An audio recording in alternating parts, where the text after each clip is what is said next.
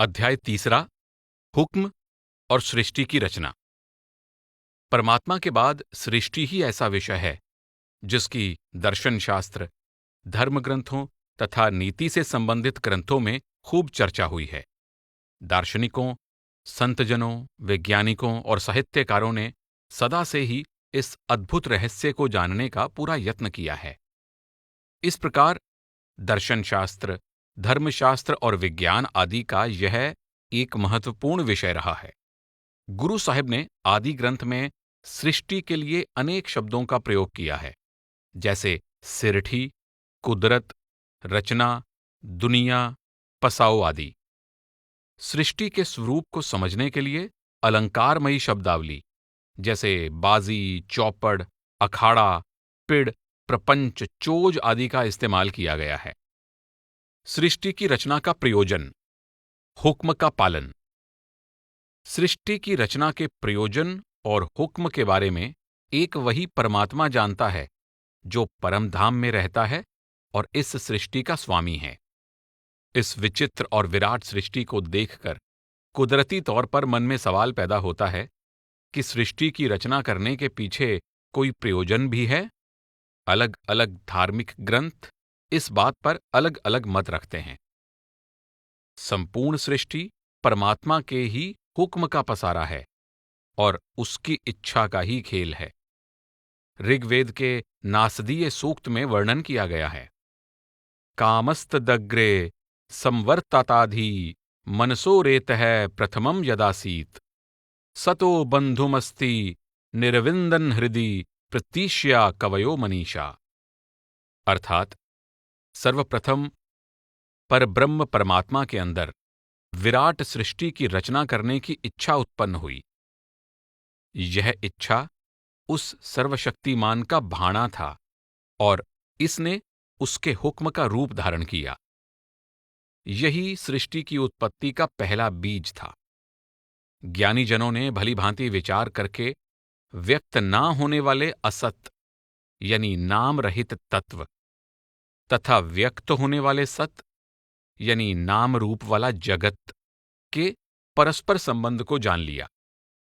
को अद्धा वेद क इह प्र वोचत कुत आजाता कुत इयं विसृष्टिः अर्वाग देवा अस्य विसर्जने नाथा को वेद यत आबभूव। अर्थात वास्तव में कौन जानता है और कौन यह कह सकता है कि सृष्टि कहाँ से और किस कारण उत्पन्न हुई, क्योंकि विद्वान और विचारक भी इस सृष्टि के उत्पन्न होने के बाद ही पैदा हुए। इसलिए सृष्टि की उत्पत्ति के बारे में कोई भी निश्चित रूप से बताने में समर्थ नहीं है। इयं विसृष्टिर्यत् आबभूव यदि वा दधे यदि वा न यो अस्याधक्षः परमे व्योमन्तसो अंग वेद यदि वा न वेद। अर्थात इस सृष्टि का सृजन कैसे हुआ, किसने इसकी रचना की और किसने नहीं की, यह सब वही एक परमेश्वर जानता है जो परमधाम में रहते हुए इस सृष्टि का अध्यक्ष अर्थात स्वामी है। सिख धर्म में मान्यता है कि सृष्टि के सृजन और इसके संचालन के पीछे वह गूढ़ ईश्वरीय हुक्म काम कर रहा है, जिसकी ओर गुरु नानक देव जी अति सूक्ष्म और भावपूर्ण संकेत करते हैं कि रब द्वारा धरती की रचना इसलिए की गई है ताकि उसके भक्त इसमें रहते हुए उसकी भक्ति द्वारा उससे मिलाप कर सकें। गुरु नानक साहिब की बानी है, जय अबिगत पगत तय आप जह पसरै पासार संत परताप दुहु पाख का आप हितनी उनकी शोभा उन्हु बनी आप ही कौतक करै अनद चोज आप ही रस पोगन निर्जोग।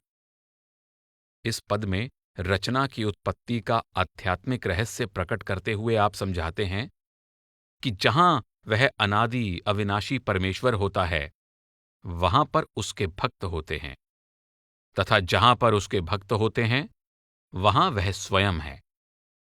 वह सारी सृष्टि की रचना अपने संतों की खातिर करता है, क्योंकि संतों द्वारा ही उसकी महिमा प्रत्यक्ष होती है। वह कर्ता दोनों पक्षों माया के पुजारियों और प्रभु के भक्तों का समान रूप से स्वामी है। इन दोनों पक्षों की शोभा वास्तव में प्रभु की अपनी शोभा है। वह कर्ता स्वयं ही अपने किए कौतुक देखकर आनंदित होता है। संसार के सब रसों को भोगने वाला भी वही है और उनसे निर्लिप्त रहने वाला भी वही है। गुरु नानक साहब ने एक और जगह फरमाया है, संत हेत प्रभ त्रिभुवन तारे, आत्म चीन्य सो तत्त बिचारे।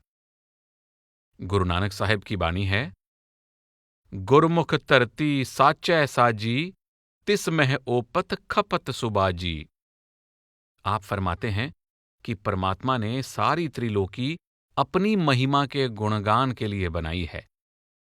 संत महात्मा आत्मिक पहचान के द्वारा रब रूपी परम तत्व की पहचान कर चुके होते हैं और अपनी शरण में आने वाले जीवों को भी स्वयं की पहचान के द्वारा रब की पहचान करने में सहायता देते हैं।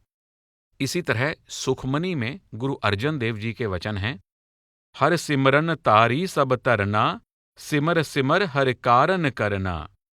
हर सिमरन कियो सगल अकारा, हर सिमरन में आप निरंकारा।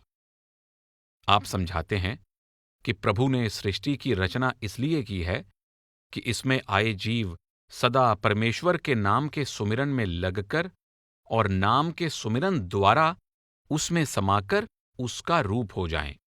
यह जगत परमात्मा द्वारा बनाया गया संयोग वियोग रूपी लुका छिपी का खेल ही है, जिसके नियम बनाने वाला, जिसे खेलने और खिलाने वाला, जिसका आनंद लेने वाला और जिसे खत्म करने वाला भी वह आप ही है।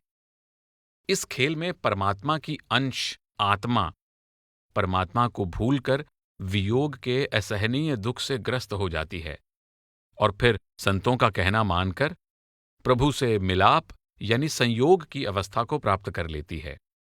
वास्तव में परमात्मा की इस लीला का भेद आंतरिक साधना द्वारा ही जाना जा सकता है। गुरु नानक साहिब की बानी है, एवड ऊंचा होवै कोय, तिस ऊंचे को जानै सोए। सृष्टि परमात्मा की स्वतंत्र इच्छा का खेल है। यह सृष्टि प्रभु की स्वतंत्र इच्छा का पसारा है। ईश्वर की स्वतंत्र इच्छा का जिक्र किए बिना यह विवेचन अधूरा रहेगा। इसलिए इच्छा यानी हुक्म की स्वतंत्रता पर विचार करना आवश्यक है।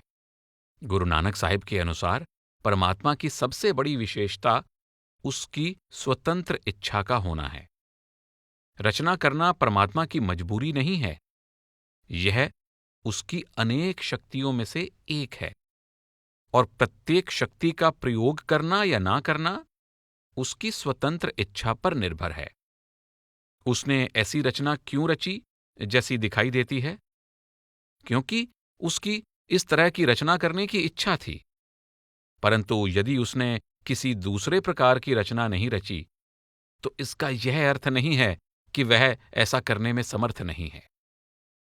वास्तव में प्रभु की इच्छा में अनेक संभावनाएं छिपी हैं जो अनेक रूपों में प्रकट हो सकती हैं।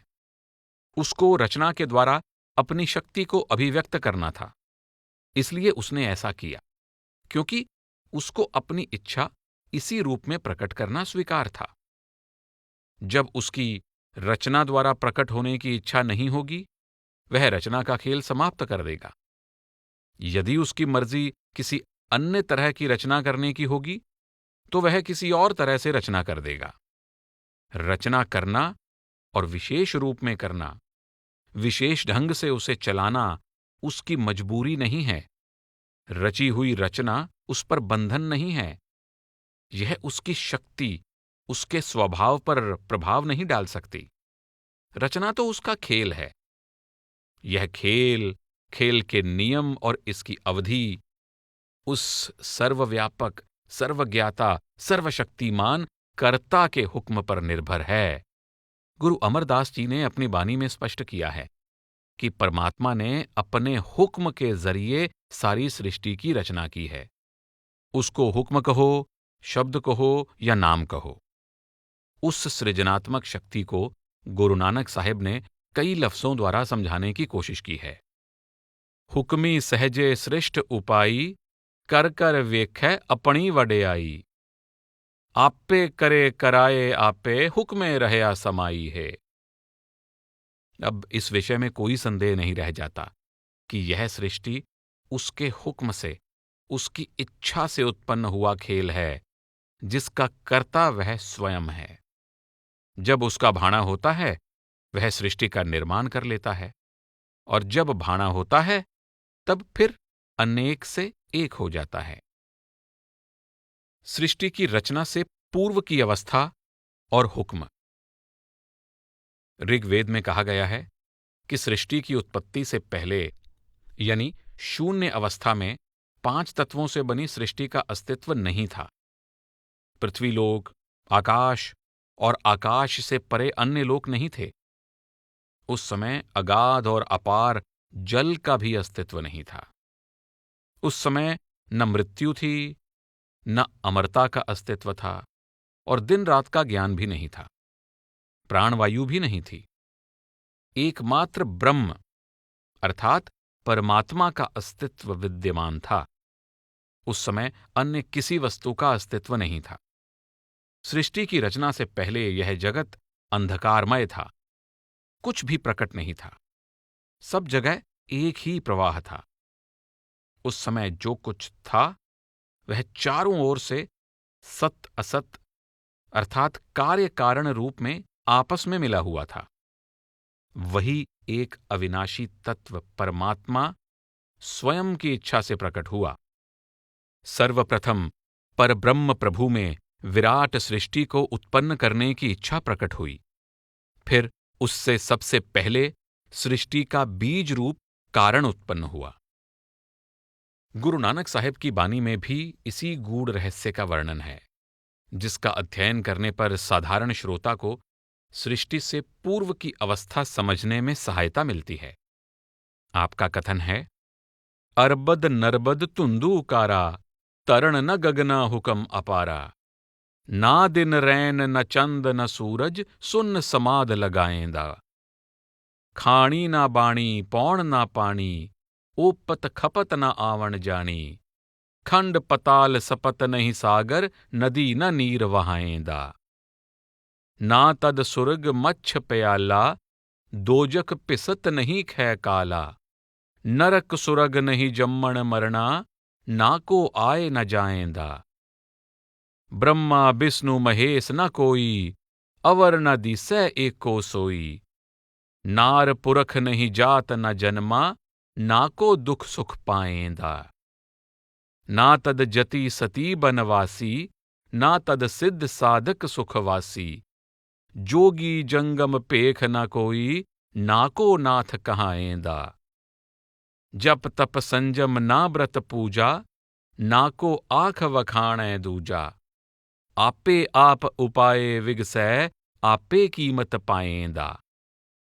वेद कतेब न सिमरत सासत, पाठ पुराण उदय नहीं आसत। कहता बकता आप अगोचर, आपे अलख लखाएंदा। जातिस पाणा ता जगत उपाया, बाज कला आड़ान रहाया। ब्रह्मा विष्णु महेश उपाये, माया मोह वदाएंदा। विरले को गुर शब्द सुनाया, कर कर देखै हुकम सबाया। खंड ब्रह्मंड पाताल अरंबे, गुप्तुह परगटि आएंदा। ताका अंत न जानै कोई, पूरे गुर ते सोजी होई। नानक साच रते बिसमादी, बिसम पए गुण गाएंदा। गुरु साहिब कहते हैं कि अनादि काल में अंधकार ही अंधकार था। उस समय न तो धरती थी और न आकाश, केवल अनंत अपार हुक्म ही व्याप्त था। रचना से पूर्व की अवस्था में न दिन रात थे, न ही चांद सूर्य थे। उस समय आदि पुरुष शून्य समाधि की अवस्था में था। उस समय वह हर प्रकार के संकल्प विकल्प से ऊपर था। वह सहज अवस्था में अपने आप में मग्न था। उस समय न जन्म मरण था, न ही आवागमन। उस समय न तो खंड पाताल अथवा 7 द्वीप थे, न ही जल से भरी नदियां तथा समुद्र थे। उस समय न स्वर्ग था, न नरक और न ही मर्त्यलोक था। उस समय ब्रह्मा, विष्णु और शिव भी नहीं थे।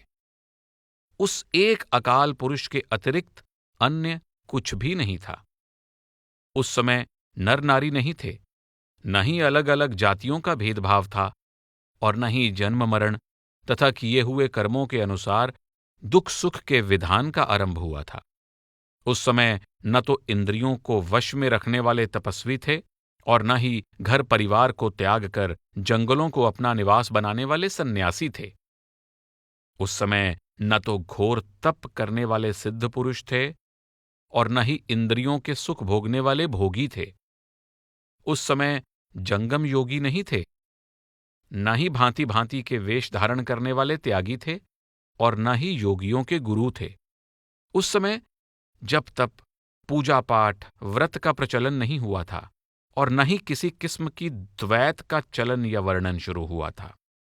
उस समय केवल अपने आप से उत्पन्न हुआ आदि पुरुष था। वह स्वयं ही अपनी परख करने वाला तथा स्वयं ही अपने आप में आनंदित था।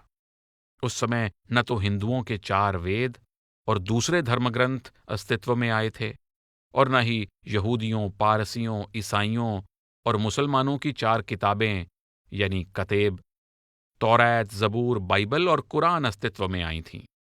न तो सुबह और शाम का समय निर्धारित हुआ था और न ही पुराणों के अध्ययन और चिंतन का सिलसिला शुरू हुआ था।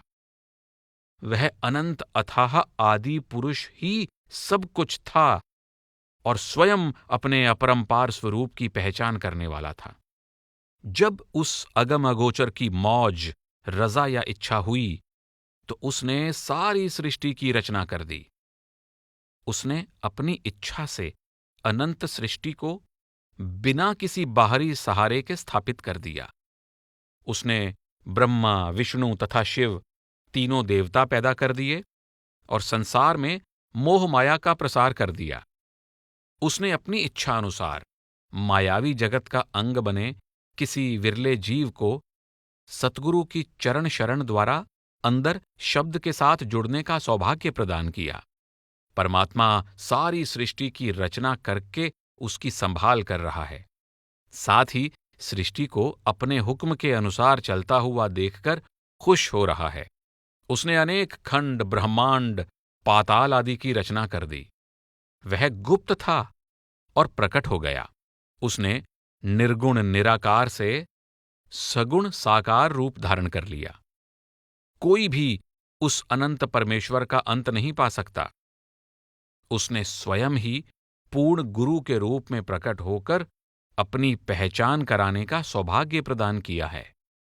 उसकी कृपा से जो भाग्यशाली जीव गुरु की शरण में आकर शब्द यानी परमेश्वर रूपी सत्य में अभेद हो जाते हैं, वे परमात्मा में समाकर आनंदमयी अवस्था में प्रभु का गुणगान करने लगते हैं।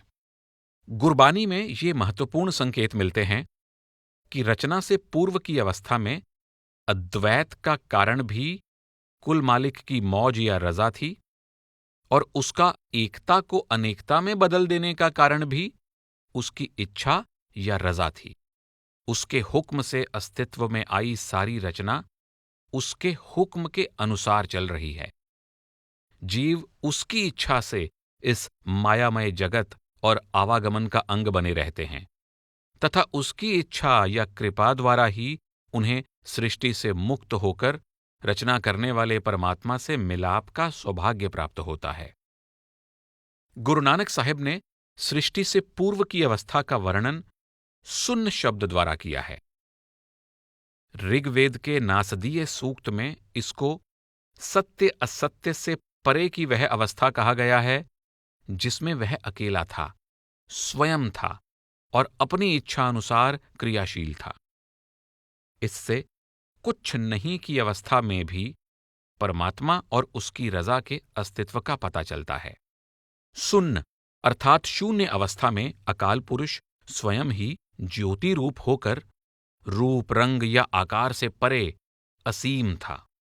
सुन्न का भाव कुछ नहीं की अपेक्षा उस स्थिति से है जब संसार की उत्पत्ति से पहले उसकी सारी शक्ति उसी में समाई हुई थी। तब उसका ना रूप था, ना आकार, ना कोई जाति।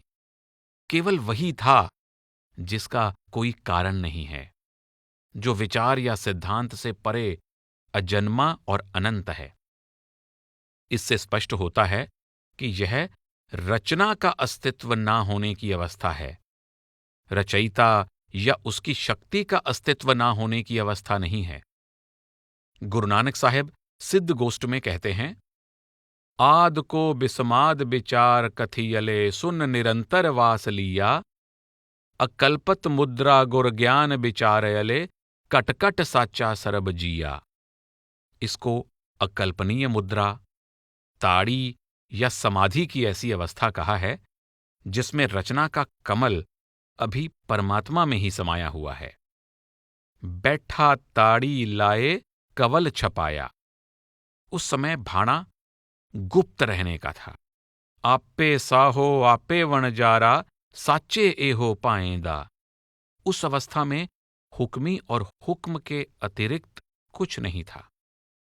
गुरु नानक देव जी समझाते हैं कि रचना से पहले अकाल पुरुष समाधि यानी ताड़ी अर्थात निष्क्रिय अवस्था में था, सहज सुन्न में था। जब उसका भाणा हुआ तब उसने ब्रह्मांड की रचना की। आपी नह आप साज्यो, आपी नह रचयो नाओ, दुई कुदरत साजिए कर आसन डिठो चाओ। निर्गुण निराकार परमात्मा ने स्वयं ही सगुण रूप में अपने आप को सृजित किया और स्वयं ही नाम अर्थात अपनी सृजनात्मक शक्ति की रचना की।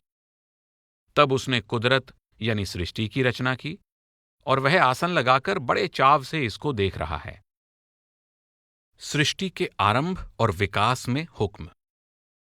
गुरु साहिब ने सृष्टि को अनादि माना है और इसके अस्तित्व में आने का समय निश्चित नहीं किया है। समय तो स्वयं सृष्टि का अंग है। सृष्टि से ही इसका आरंभ हुआ। सृष्टि से पहले केवल उसका रचयिता था, इसलिए वही इसके आरंभ के सही समय का ज्ञाता हो सकता है।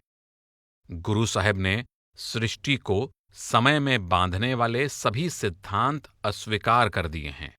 आप सृष्टि की रचना कब से के स्थान पर इसकी रचना कैसे हुई का उत्तर देते हैं, जो तत्वमीमांसा की दृष्टि से बहुत महत्वपूर्ण है।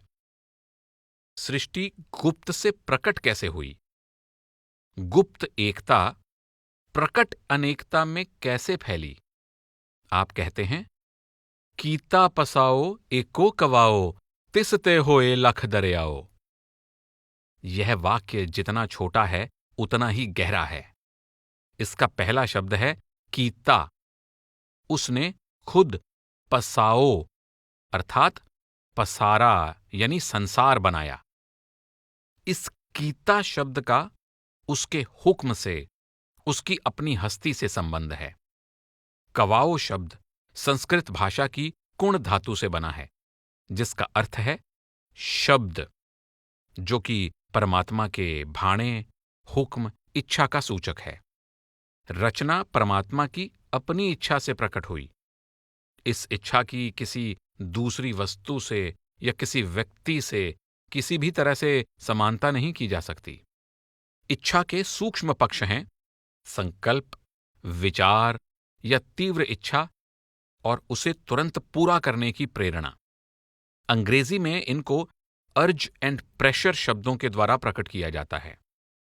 हाथ हिलाने की प्रक्रिया देखने में साधारण लगती है, परंतु हाथ के हिलने से पहले तीव्र इच्छा उत्पन्न होती है, जो तुरंत उस क्रिया के रूप में प्रकट होती है। केवल शक्ति का होना काफी नहीं है, बल्कि शक्ति का संकल्पमयी, इच्छायुक्त, दिशायुक्त होना भी जरूरी है। बिना तीव्र इच्छा के उसे तत्काल पूरा करने की चाह नहीं होती। शक्ति न तो कार्यशील होती है और न ही गति पकड़ती है। तुरंत करने की इच्छा के सहारे ही शक्ति गतिशील होती है और गतिशील रहती है। माइकल बकले कहते हैं कि गति का कारण ही सृष्टि का कारण है। गति ही शक्ति को प्रकट करती है। अरस्तू ने स्वीकार किया है कि प्रत्येक गति के लिए गति देने वाले की आवश्यकता है, परंतु अनंत गति प्रदान करने के लिए गति देने वाले का स्वयं परम शक्तिमान होना तथा गति का निरंतर और एकरस होना आवश्यक है। यही एक्का कवाओ का वास्तविक रहस्य है। गुरु अमरदास जी ने भी कहा है, एक्को अमर एका पत साही जुग जुग सिरकार बनाई है। कुरान शरीफ में भी बिल्कुल इसी भाव को प्रकट करते हुए एक महत्वपूर्ण वचन है। हुक्म यानी अम्र एक है। अब्दुल यूसुफ कुरान के इस कथन की व्याख्या एक सुंदर उक्ति की सहायता से करते हैं। वह कहते हैं कि एक पुस्तक की तैयारी के लिए संकल्प, योजना बनाना, खोज करना, सामग्री एकत्रित करना, लिखने का सामान यानी कलम, दवात, कागज आदि लाना, किताब छपवाना, जिल्द बनाना और फिर बिक्री करना, उसे पुस्तकालय या पाठकों तक पहुंचाना, ये सभी कार्य करने होते हैं। इसमें अनेक पड़ाव आते हैं और अनेक व्यक्तियों का सहयोग लेना पड़ता है और अनेक प्रकार के उतार चढ़ाव आते हैं। दूसरी तरफ परमात्मा के हुक्म में इच्छा, इच्छा की पूर्ति के लिए इच्छा के अनुसार कार्य होना और लक्ष्य की प्राप्ति आदि सभी कार्य होते हैं। लेकिन रब को किसी अन्य पर निर्भर नहीं होना पड़ता। हुक्म की एकता, हुक्म की संपूर्णता और अखंडता की सूचक है। एक्का कवाओ का भाव हुक्म के एक होने का है। रब्बी हुक्म खंड खंड नहीं है, बल्कि निरंतर और संपूर्ण है। कुरान में बताए कुन यानी हो जा तथा फय कुन यानी हो गया का वास्तविक भाव भी हुक्म की एकता से है। डॉक्टर राधाकृष्णन का मत है कि यूनानी और ईसाई दर्शन का लॉगोस, वर्ड या शब्द जो सृष्टि के आदि में था तथा जो सृष्टि का कर्ता है, वह केवल दिव्य ज्ञान का ही सूचक नहीं है, बल्कि दिव्य रज़ा यानी भाणे, इच्छा या हुक्म का भी सूचक है। जपजी के कवाओ और दरियाओं की बाइबल के शब्द logos, Holi ghost, Holi spirit आदि से तुलना करते हुए डॉक्टर स्टोन कहते हैं, परमात्मा के हुक्म का अर्थ प्रकाश और शब्द की तरंगों का कार्यशील हो जाना और समय के प्रवाह का जारी हो जाना है। इस तरह कवाओ कोरा लफ्ज या सिद्धांत नहीं है, बल्कि उस विधि, प्रक्रिया और शक्ति का प्रतीक है जो जीवन स्रोतों का रूप धारण करके दरिया के समान बहता रहता है। इस दरिया में जीवन की विशालता, परिपूर्णता, निरंतरता, शक्ति, गति, वेग, प्रवाह आदि की अनंत संभावनाएं समाई हुई हैं। जो कुछ था तथा जो कुछ होने वाला था, वह सब एक बार दरिया में रख दिया गया। दरिया में जीवन की गुप्त संभावनाओं का विधिपूर्वक प्रकट होना ही जीवन का वह विकास है जो धीरे धीरे दृश्यमान हो रहा है। यह कवाओ शब्द ध्वनि के रूप में अनंत से उठकर अनंत तक फैली हुई वह मौज है जिसने समस्त सृष्टि की रचना की है। गुरु अमरदास जी की बानी है, एक्को शब्द एको प्रभ वर्तै, सब एकस्ते उत्पत चलै। गुरु रामदास जी कहते हैं, तुद आपे सिष्ट सिरजिया आपे फुन गोई, सब एको शब्द वर्तदा, जो करे सो होई। कवाओ और तन्मात्रा। कवाओ हुक्म या शब्द का एक पक्ष है। यह वह शब्द है जो आकाश की तन्मात्रा है, जिससे शेष सभी तत्व बने हैं। तन्मात्रा का अर्थ है पंचभूतों के मूल सूक्ष्म रूप। आकाश, वायु, अग्नि, जल, पृथ्वी, इन पंचभूतों का मूल वह सूक्ष्म ध्वनि है जिसे गुरबानी में कवाओ शब्द या नाम कहा गया है। शब्द से आकाश, आकाश से वायु, वायु से अग्नि, अग्नि से जल, जल से पृथ्वी होने का यह अर्थ है कि शब्द हर तत्व का मूल है, परंतु क्रमवार शब्द की धुनात्मक शक्ति इनमें मध्यम होती जाती है। शब्द की धुनात्मक शक्ति भिन्न भिन्न स्तरों पर स्थिर हो गई तथा अदृश्य सूक्ष्म शब्द धरती, जल, वायु और अग्नि के रूप में प्रकट हो गया। इन दृश्यमान भौतिक पदार्थों और तत्वों के मूल में शब्द की शक्ति विद्यमान है। यही शक्ति इन पदार्थों को क्रियाशील बनाती है, परंतु सूक्ष्म होने के कारण यह अदृश्य है। यही शक्ति भिन्न भिन्न पदार्थों के रूप में प्रकट होती है। श्री गुरु नानक साहेब यह भी कहते हैं, जेता कीता तेता नाओ, विण नावे नाही को थाओ। जड़ चेतन सभी की वास्तविकता नाम या शब्द है। प्रत्येक शरीर निश्चल जड़ पदार्थ ऐसे कणों से बना हुआ है जो निरंतर ध्वनित हो रहे हैं। अनेक कण ध्वनित होकर शरीर से जुड़े रहते हैं, अनेक टूटते रहते हैं। विज्ञान में इसी को अणुओं के संयोग वियोग का सिद्धांत कहा गया है।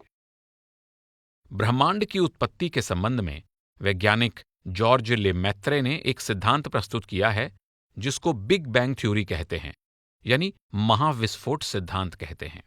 इसके अनुसार ब्रह्मांड की उत्पत्ति एक महाविस्फोट के परिणाम स्वरूप हुई। लगभग 12 से 14 अरब वर्ष पहले संपूर्ण ब्रह्मांड परमाणु की एक इकाई के रूप में था। प्रसिद्ध वैज्ञानिक स्टीफन हॉकिंग ने भी स्पष्ट किया कि अरबों वर्ष पहले सारे भौतिक तत्व और ऊर्जा एक बिंदु में सिमटे हुए थे। फिर इस बिंदु ने फैलना शुरू किया। बिग बैंग बम जैसा विस्फोट नहीं था, बल्कि इसमें प्रारंभिक ब्रह्मांड के कण समूचे अंतरिक्ष में फैल गए और एक दूसरे से दूर रहते हुए चक्कर लगाने लगे। इस प्रक्रिया में निरंतर विकास हो रहा है। प्रसिद्ध वैज्ञानिक आइजैक न्यूटन का मानना था कि इतनी जटिल रचना अपने आप पैदा नहीं हो सकती। इसका कोई रचयिता जरूर होगा जिसने अपनी शक्ति से सृष्टि की रचना की। यह विचारधारा भारतीय दर्शन और संतमत से समानता रखती है। गुरु नानक साहेब कहते हैं, संजोग विजोग दुई कार चलावह। अणुओं में एक दूसरे को परस्पर खींचने की शक्ति है और एक दूसरे को दूर धकेलने की शक्ति भी है, जो इनमें निहित शब्द की तरंगों के कारण है। शब्द रूपी हुक्म सृष्टि के कण कण में समाया हुआ है। यही कारण है कि गुरु नानक साहेब के चिंतन में जड़ चेतन, पुरुष प्रकृति, शिव शक्ति की द्वैत के पीछे कार्य कर रहे एकता के सिद्धांत का स्पष्ट वर्णन हुआ है। इस चिंतन के पूर्ण अद्वैत का रहस्य है शब्द रूपी हुक्म का सूक्ष्म से स्थूल रूप धारण करके रचना के रूप में प्रकट हो जाना। गुरु नानक साहेब ने समस्त चराचर जगत को परमात्मा पर निर्भर बताया है। आप कहते हैं, जेता शब्द सुरत तुन तेती, जेता रूप काया तेरी, तू आपे रसना आपे बसना, अवर न दूजा कहो माई। और जिया अंदर जियो तुही। गुरु अमरदास जी कहते हैं, जिया अंदर जियो शब्द है। सृष्टि के तत्व एक दूसरे से पूर्णतया विपरीत स्वभाव वाले हैं। धरती पानी में घुल सकती है, पानी को अग्नि सुखा सकती है, अग्नि को वायु उड़ा सकती है और वायु को आकाश निगल सकता है, परंतु हुक्म ने इनको ऐसे बांध कर रखा है कि ये एक दूसरे की सहायता करते हैं। जल तरंग अग्नि पवनै फुन, त्रय मिल जगत उपाया, ऐसा बल छल तिनको दिया, हुक्मी ठाक रहाया। हुक्म द्वारा जीव और आकार। गुरु नानक साहेब जपजी की दूसरी पौड़ी में कहते हैं कि प्रभु का हुक्म सर्वव्यापी है। हुक्मी होवन आकार हुक्म न कहे आ जाई। हुक्मी होवन जिय हुक्म मिलै वड्याई। हुक्मी उत्तम नीच हुक्म लिख दुख सुख पाइयै। इकना हुक्मी बख्शीस एक हुक्मी सदा पवाइयै। हुक्मै अंदर सब को बाहर हुक्म न कोय। नानक हुक्मै जे बुझै ता हउमै कहै न कोय। गुरु साहब कहते हैं कि सारी सृष्टि परमात्मा के हुक्म की लीला है। उसका हुक्म अनंत अपार अकथ अक्कह है। सब जीव उसके हुक्म से ही रचना का अंग बनते हैं और हुक्म से ही रचयिता के साथ मिलाप का सौभाग्य प्राप्त होता है। उसके हुक्म के अनुसार जीव जन्म मरण के चक्र के साथ बंधे हुए हैं और उसके हुक्म से ही किए हुए कर्मों का फल भोगते हैं। जो भी मान अपमान मिलता है उस कर्ता के हुक्म द्वारा स्थापित किए गए कर्म और फल के नियम के अनुसार मिलता है। कर्ता के हुक्म उसकी रजा या भाणे से बाहर कुछ भी नहीं है। जीव का जन्म, जीवन और अंत सब हुक्म के अधीन हैं। आकार शब्द में सृष्टि के सभी स्थूल सूक्ष्म स्वरूप आ जाते हैं। जीव में जीवों की समस्त श्रेणियां आ जाती हैं। सभी शरीरों में आत्माओं के प्रवेश का आधार भी हुक्म है। आप समझाते हैं कि हुक्म से जीव आकारों की कैद में आते हैं। हुक्म से देह रूपी किले में मन, चित्त, बुद्धि, अहंकार और आत्मा सभी इकट्ठे विराजमान रहते हैं। हुक्म संजोगी गढ़ 10 द्वार, पंच वसै मिल जोत अपार। सृष्टि का कोई भी जर्रा यानी कण शब्द से खाली नहीं है। शरीर की वास्तविकता भी शब्द है तथा आत्मा की वास्तविकता भी शब्द है। आकाश, वायु, अग्नि, जल, पृथ्वी, इन पांचों तत्वों में शब्द की शक्ति ही कार्यशील है। सृष्टि का नियंत्रण और प्रबंध।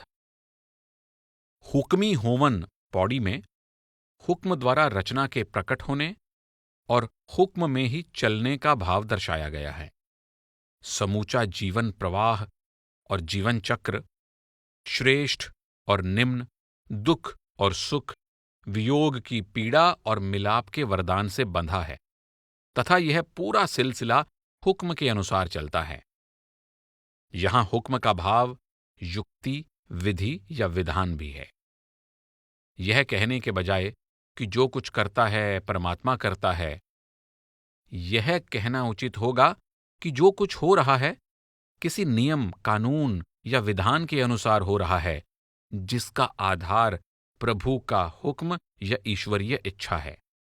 परंतु जिस रूप में यह इच्छा प्रकट होती है उसमें तर्कसंगत विधान की झलक जरूर मिलती है। सृष्टि का हुक्म में चलने का मतलब इसका मन चाहे ढंग से चलना नहीं है, बल्कि परमात्मा द्वारा सृष्टि को किसी विधान, व्यवस्था अथवा प्रबंध के अनुसार चलाना है। उदाहरण के तौर पर धरती या जल की शक्ति बीजों की भिन्नता के कारण भिन्न भिन्न रूपों को जन्म देती है। बिजली की एक ही शक्ति अनेक रूपों में प्रकट है। एक विधि अपनाने से ठंडक पैदा होती है और दूसरी के अनुसार गर्मी। शक्ति दोनों अवस्थाओं में वही है।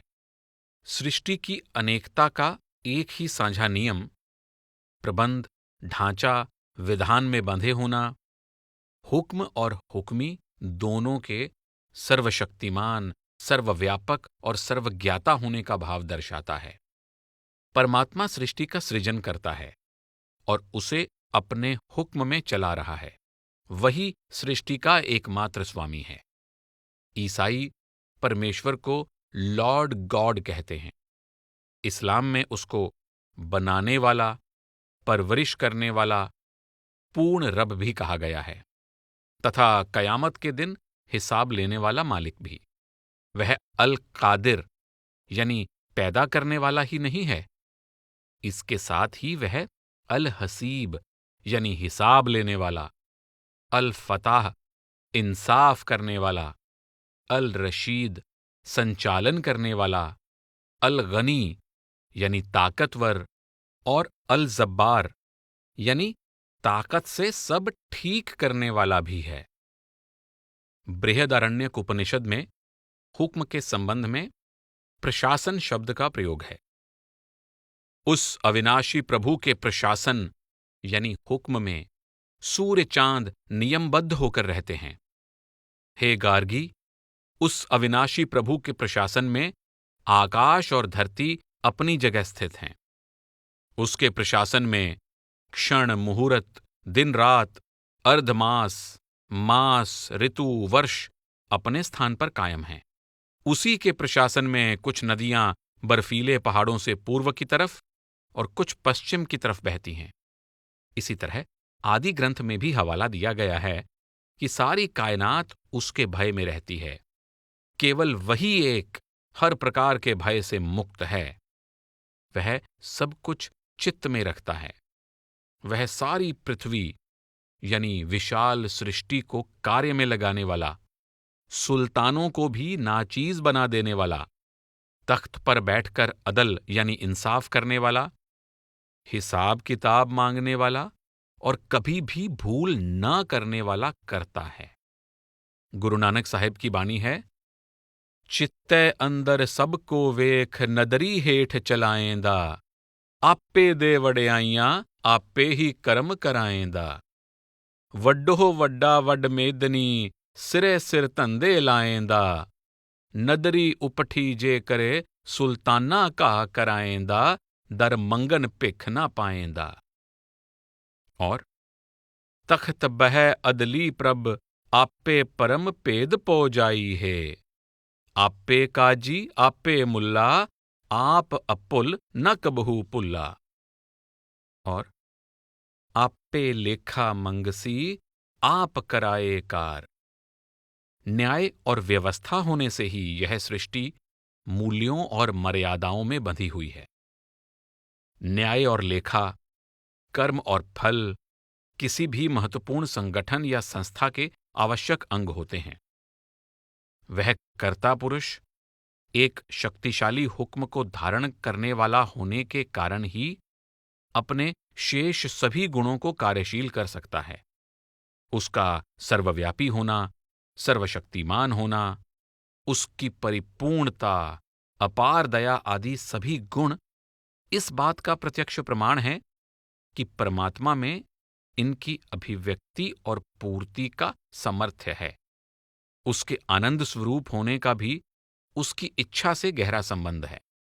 वह आनंद रूप प्रभु अपनी बनाई चौपड़ की बाजी को अपने हुक्म के अनुसार चलते हुए देखकर प्रसन्न होता है।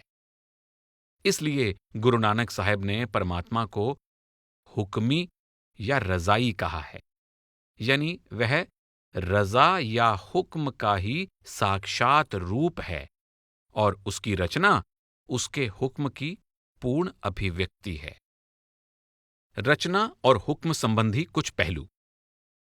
सृष्टि की रचना के संबंध में हुक्म के विभिन्न पहलुओं पर विचार करने के बाद जरूरी है कि कुछ अन्य पहलुओं जैसे कर्ता पुरुष और हुक्म, हौमे और हुक्म, कुदरत और हुक्म, माया और हुक्म के बारे में भी संक्षेप में जान लिया जाए।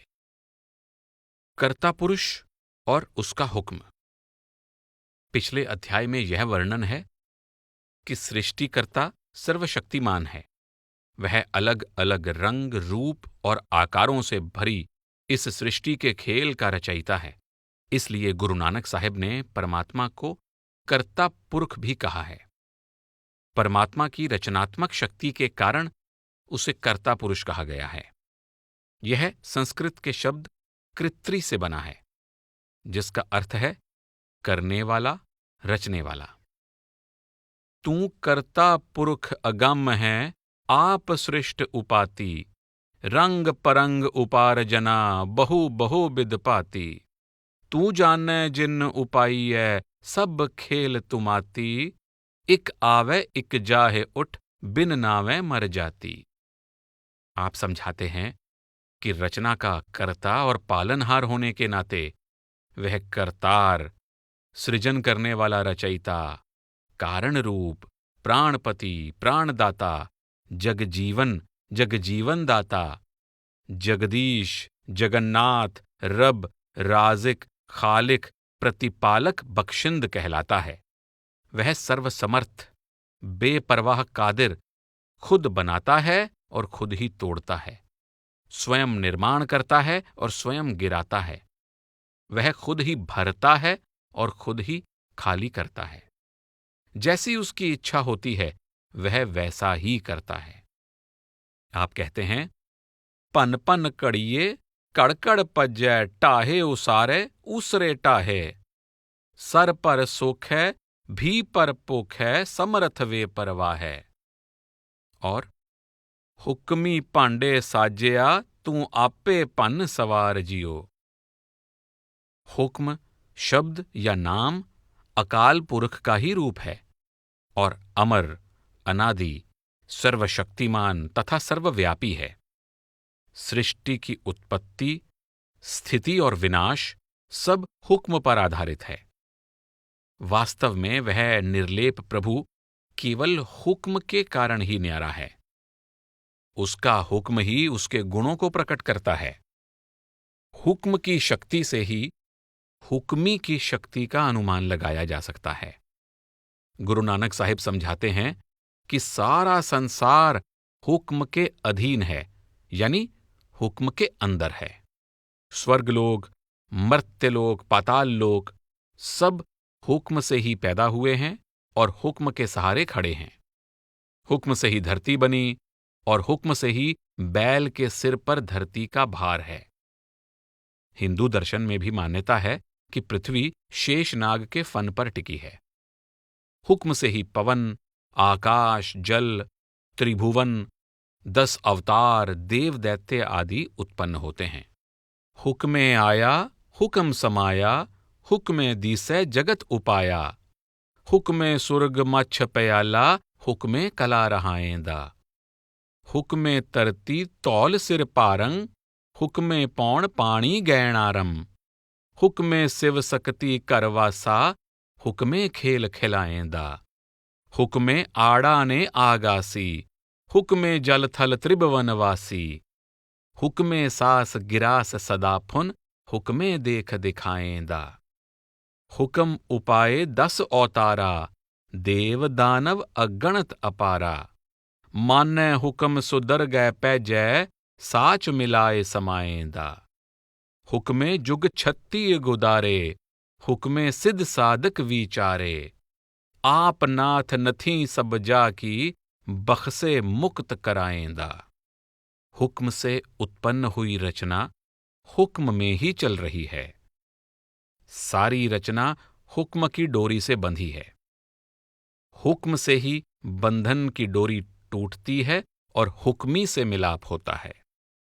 इसी भाव को दूसरी तरह से व्यक्त करते हुए आप कहते हैं कि माता के गर्भ में प्रवेश करने से लेकर जीवन के विभिन्न चरणों से गुजरते हुए हुक्मी से मिलने तक की पूरी प्रक्रिया पर केवल हुक्म छाया हुआ है। हुक्मे अंदर निम्या प्यारे, हुक्मे उदर मजार, हुक्म सिंजापै साहका प्यारे, सच मिलै वड्याई होए। हौम्य और हुक्म। हौम्य हुक्म सिद्धांत का महत्वपूर्ण पहलू है। जगत का स्वामी, जगत और जगत का प्रबंध पूर्व निश्चित है, परंतु अज्ञानता के कारण जीव हुक्म यानी परमात्मा और उसके प्रबंध के अधीन रहने के बजाय जगत के प्रबंध को अपने अधीन करना चाहता है। यही हौम्य है। हौम्य का संबंध मनुष्य की स्वतंत्र इच्छा से है। अपनी इच्छा से जगत में कर्म करना और इसके विधान में अपनी स्वतंत्र इच्छा रखना हौम्य के सूक्ष्म आधार हैं। जीव हौम्य के वश में होकर कर्म करता है और कर्म की स्वतंत्रता के साथ साथ फल प्राप्ति की स्वतंत्रता भी चाहता है। वह जगत और इसके प्रबंध दोनों का स्वामी होना चाहता है। गुरु नानक साहिब की बानी है, हौम्य बिख पाए जगत उपाया, शब्द वसै बिख जाई। संसार की रचना करते समय जीव में हौमे का जहर भर दिया गया है। गुरु अर्जन साहिब कहते हैं, अंतर अलख न जाई लखया विच पड़दा हौमे पाई। आत्मा तथा परमात्मा के बीच हौमे का पर्दा है। मनुष्य का सबसे बड़ा शत्रु हौमे है। इसका प्रसार जितना सूक्ष्म है उतना ही विनाशकारी भी है। इसके स्वरूप का ज्ञान होना जरूरी है। अपनी हस्ती को परमेश्वर से अलग समझना हौमे है। परमेश्वर के बिना किसी अन्य वस्तु को अपना बनाने की कोशिश करना हौमे है। परमात्मा ने जिस उद्देश्य की पूर्ति के लिए जीव को संसार में भेजा है, उसे भूलकर उसका मन चाहे कार्य में लिप्त रहना हौमे है। संसार कर्म और फल के नियमानुसार चल रहा है। मन चाहे कर्म करना और मन चाहे फल की आशा करना हौमे है।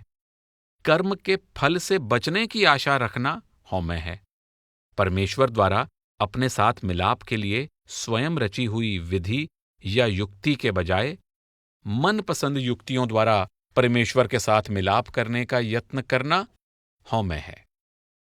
ध्यानपूर्वक देखा जाए तो काम, क्रोध, लोभ, मोह आदि विकारों का मूल आधार भी हौमे है।